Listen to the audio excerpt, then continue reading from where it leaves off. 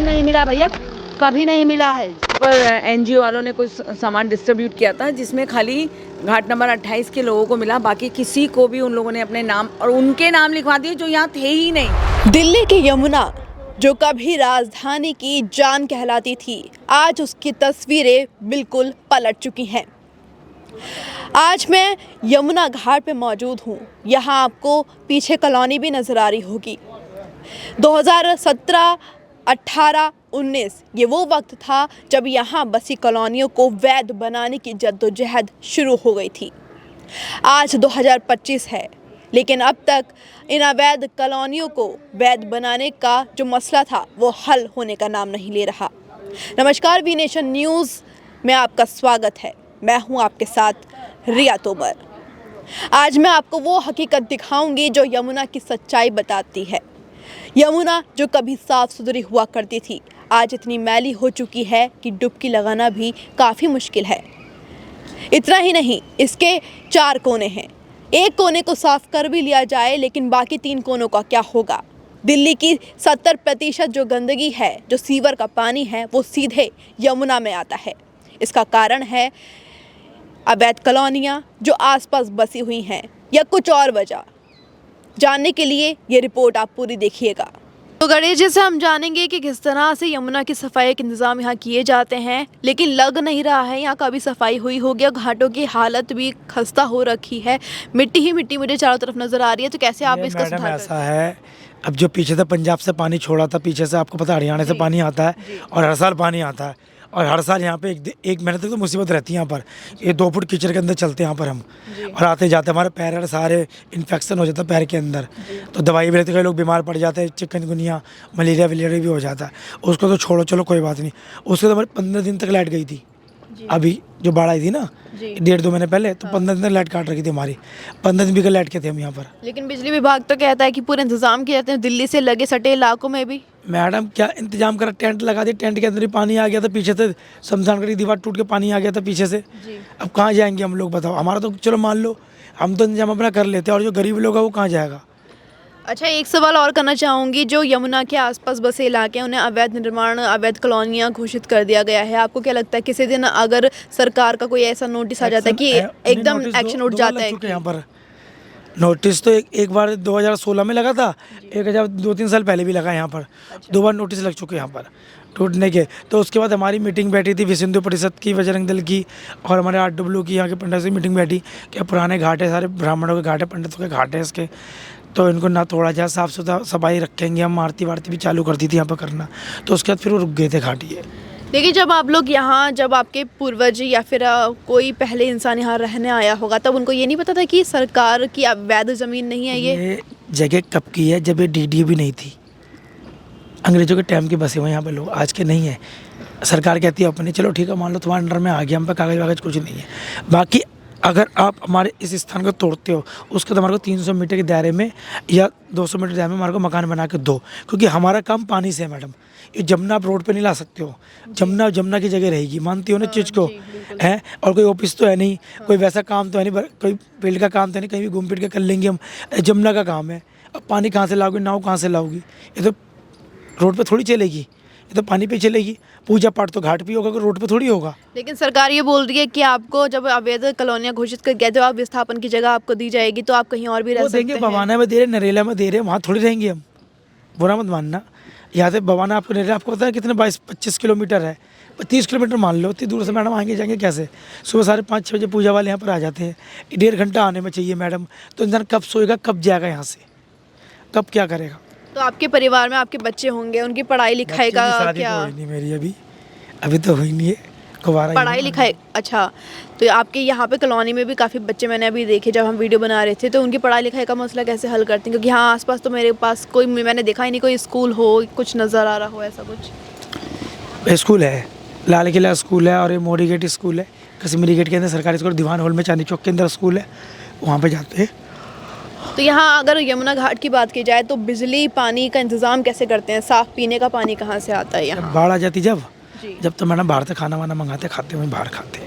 और जो नहीं खा सकते उनका क्या होता है? वो तो यही खाना खाएंगे, गवर्नमेंट का खाना जैसा मिलता है। आपको पता क्या मिलता है? खिचड़ी मिली थी, कभी चावल दाल मिल रहा था, कभी खिचड़ी मिल रही थी, वही मिल रही थी खाना गवर्नमेंट का। घर जाता खाना थोड़ी मिलता है मैडम।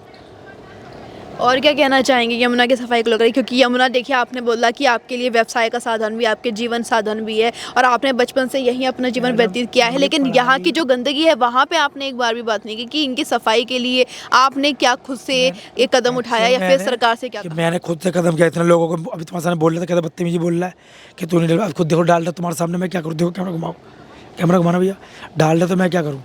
देखिए आपको वीडियो में जूम करके हम दिखाएंगे कि किस तरह से यमुना में कूड़ा डाला जा रहा है मना करने के बावजूद भी। हालांकि हम कहते हैं, यहाँ अब कैमरा घुमा लीजिए, मैं अब ये कहती हूँ कि कितनी बार भी मना किया जाता है, जो विसर्जन का सामान होता है या जो भी आप विसर्जित कर रहे हैं वो आप पानी में ज़रूर कीजिए, लेकिन एक सीमित जगह पर पूरी यमुना का गंदा करना वो ठीक बात नहीं है, क्योंकि इसका पानी दिल्ली के कई इलाकों में जा रहा है। हमारे हिंदू धर्म की जो आस्था है, पूजा पाठ हम करते हैं तो विसर्जन ही हमारा बताया गया कि जमुना चाहे पूजा पाठ का सामान हो, फूल आदि हो, नारियल हो या और भी कोई सामान हो या मूर्ति विसर्जन हो, तो जमुना में बताया गया, शुरू से परंपरा चलेगी जमुना विसर्जन करना। ठीक है भाई, अब सरकार को ऐसा काम करना चाहिए जो हमारी धर्म आस्था जो है जी उसको भी ठोस ना पहुँचे और पानी हमारे यमुना का दूषित बना हो। उसके लिए क्या करना चाहिए सरकार को कि एक जो घाट है ना, घाट की तरफ एक ऐसी लाइन बना देनी चाहिए जिसके अंदर अस्थि विसर्जन, पूजा पाठ के समय मूर्ति विसर्जन हो सके, और एक लाइन दीवार खींच देनी चाहिए इनको कि इस तरफ जमुना पर नहाने वालों के लिए, इस तरफ विसर्जन करने के लिए, और उसको फिर रोक के उसको इकट्ठा करके टेम्पो ट्रक में भरवा के सरकार उसको कहीं और डाले उसको, तो उनका ये लगे कि हमने विसर्जन कर दिया और वो जो परंपरा है वो टूटे भी ना उन लोगों की। कुछ ऐसा सरकार को करना चाहिए। दिल्ली विकास प्राधिकरण और नेशनल ग्रीन ट्रिब्यूनल ने कई बार कहा है कि यमुना के आसपास कोई झुग्गी, घर, मकान या मंदिर नहीं बनेगा। उसके बावजूद ये सब बन चुका है। कई लोग, कई हजार लोग यहाँ रहते हैं, लेकिन तब क्या होगा जब इनके घर अवैध निर्माण बता करके इन्हें कहीं और जाने के लिए कहा जाएगा। आपने सुना होगा हर किसी का घर बनता है, हर कोई घर में खाना बनाता है, यहाँ के बच्चे भी पढ़ने जाते हैं, लेकिन यहाँ सिर्फ एक ही बात में बदलाव है कि इनकी जो रहने की जगह है वो अभी तक वैध नहीं हुई है, यानी कि इनका घर अब तक, इनका पता पूरी तरह से इनका पता नहीं बन पाया है। यहाँ मैं यमुना के अंदर आपको दिखाऊंगी कितना गंदा पानी है। देखिए यहाँ जो पानी आपको दिख रहा है ये यमुना का ही पानी है, जो कभी बिल्कुल साफ़ और स्वच्छ दिखा करता था, लेकिन आज इसमें देखिए कितना ज़्यादा कूड़ा है जो कि हम लोगों के द्वारा ही डाला गया है। यहाँ हम लोगों से भी बात करेंगे जिनके घर यहाँ बसे हैं, कॉलोनी वासी भी बताएंगे कि किस तरह से वो मुसीबतें झेलते हैं। राजनीति की बात होती है तो सबसे पहले यमुना का मुद्दा ही उठाया जाता है कि इसकी सफाई कौन करेगा, लेकिन जब सरकारें बन जाती हैं, कोई ना कोई सामने आ जाता है तो यमुना का विषय कहीं ना कहीं छट जाता है और दूर हो जाता है। अभी तक ये मसला हल नहीं हो पाया है और एक और मसला ये खड़ा होने को आ गया है कि अवैध कॉलोनियों का निर्माण है, उन्हें वैध बनाया जाएगा या नहीं। जो लोग यहाँ पर सुकून से अपनी ज़िंदगी बिता रहे हैं, क्या वो यहाँ दोबारा रह पाएंगे या उन्हें यहाँ से विस्थापित कर दिया जाएगा? क्या यमुना की सफाई दोबारा होगी या नहीं, ये एक सवाल हमेशा सबकी ज़ुबान पर है। तो सरकार का कोई व्यक्ति यहाँ आता है आपकी परेशानी जानने के लिए? सरकार ले जाता है, स्कूल में रखता है, फिर उसके बाद वहाँ खाना पीना देता, बिस्तर देता, अच्छी व्यवस्था देता है। जो मिले उसको झूठ नहीं बोलना चाहिए। लेकिन मैंने सुना है जब यमुना में बाढ़ आती है तो 6-6 फुट का पानी आपके घरों में भर जाता है। हाँ, तब कैसे रहते हैं आप लोग? पूरा तब ले जाते हैं, ऊपर रहते हैं, उसके बाद ले जाते हैं निकाल के यहाँ से, कहते हैं चलो, तब वहाँ सुविधा देते हैं, खाना पीना देते हैं। घर का हालत तो बेहाल हो जाती है। उसके बाद कहते हैं जाओ अपना अपना घर साफ करो, तब वहाँ रुके रहते हैं, आते हैं, साफ करते हैं। वहाँ रहने से अच्छा नहीं लगता, अपना घर साफ करके आ जाते हैं, इसमें फिर रहने लगते हैं। मैं तो बहुत दिन से रह रही हूँ। सरकार के सामने भी कई दुविधाएं हैं। अगर ये अवैध कॉलोनियाँ यहाँ से हटाई जाती हैं तो कई लोग अपने घरों से बेघर हो जाएंगे, और अगर नहीं हटाई जाती हैं तो यमुना का हाल इससे भी बद से बदतर हो जाएगा। यहाँ क्लोजअप आप कर सकते हैं, दिखा सकते हैं कि यमुना नहीं, ये कोई गंदा नाला प्रतीत होता है। सरकार ने पूरी तरह से कोशिश कर ली, डीडीए हो या एनजीटी, कई बार इस मुद्दे पर विवाद भी खड़ा हो चुका है कि यमुना के आसपास कोई कॉलोनी नहीं होनी चाहिए, कोई नहीं रहना चाहिए, क्योंकि इससे यमुना प्रदूषित होती है। लेकिन ये सफाई कब तक होगी और कौन इसकी देखभाल अच्छे से करेगा, ये अब तक कोई नहीं जानता। 2019 से यह मसला अब तक यहाँ आ पहुँचा है कि 2025 हमारे सामने आकर भी जाने वाला है, लेकिन अब तक ये जो मसला है ये ख़त्म होने का नाम नहीं ले रहा।